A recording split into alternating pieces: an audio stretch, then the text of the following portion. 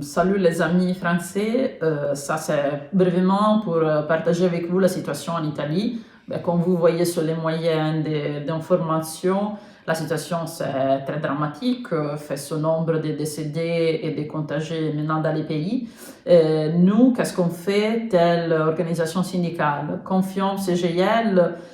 Depuis, vous savez qu'on a eu différents blocages en trois moments différents. À partir du début de mars, on a commencé à clôturer l'école et avec des restrictions sur la vie sociale et aussi pas au niveau de l'entreprise dans un premier moment. Donc, c'est pour ça qu'on s'est battu de premier instant pour la défense de la santé et la sécurité des travailleurs. Parce que juste maintenant, on a toujours l'impression qu'on a des citoyens de première classe et d'autres citoyens avec moins de droits.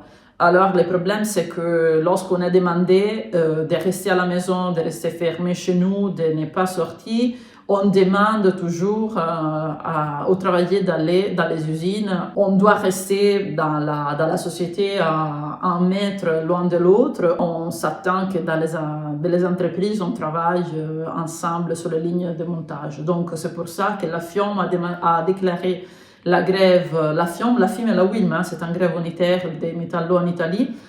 On a proclamé la grève jusqu'au 29 mars pour qu'on demande que soient tous clôturés, sauf les productions essentielles, notamment les hôpitaux, donc la maintenance dans les hôpitaux, l'alimentaire. Mais par contre, on dit que si on attend des semaines pour fabriquer des hélicoptères, ça ne sera pas la ruine de l'Italie.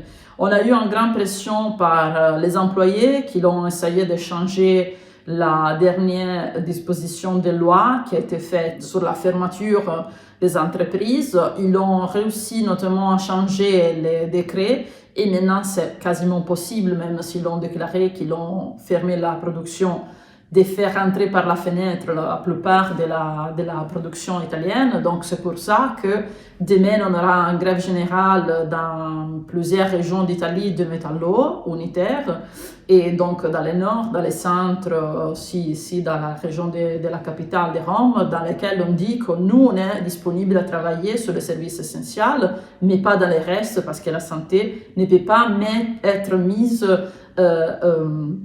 en balance avec l'intérêt du capital dans ces moments-là.